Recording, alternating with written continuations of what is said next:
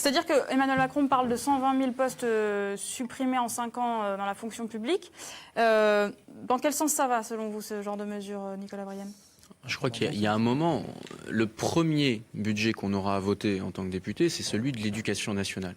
Et s'il y a bien un budget qui est essentiel, c'est celui-là. Je me permets de saluer Camille Coquelin dans le nord de la circonscription, qui pose une question très juste.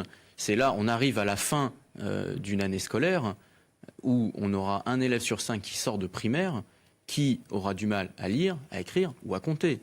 Et donc, et Philippe et Sylvain l'ont dit à très juste titre, c'est pas uniquement dans les quartiers prioritaires qui sont en fait des quartiers en ville qu'il faut avoir une action.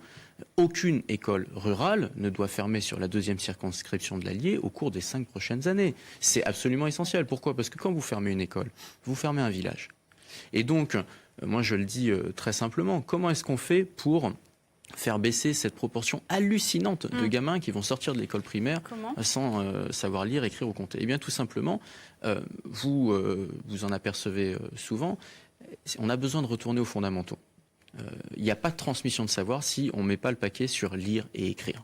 Et donc aujourd'hui, vous avez des programmes où on rajoute du code de la route, on rajoute de l'histoire de ceci, de l'histoire de cela, avant même que les enfants sachent lire et écrire. Je crois qu'on a véritablement besoin, au cours des 5 prochaines années, d'avoir un retour aux fondamentaux, lire et écrire. Et puis, surtout... Christophe Bouin qui nous dit 20 élèves par classe, ce devrait être un maximum. Christophe Bouin dirige une école à Domérat qui fonctionne très bien. On va croire qu'ils sont tous derrière vous.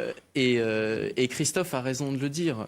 On a besoin de mettre plus d'adultes à l'école. Et plus d'adultes, là où j'aurais peut-être une divergence avec Christophe, c'est plus d'adultes, ça ne veut pas dire nécessairement plus de profs, plus d'instituteurs, plus d'enseignants. Ça veut dire aussi tous les adultes autour. On parlait des auxiliaires de vie scolaire.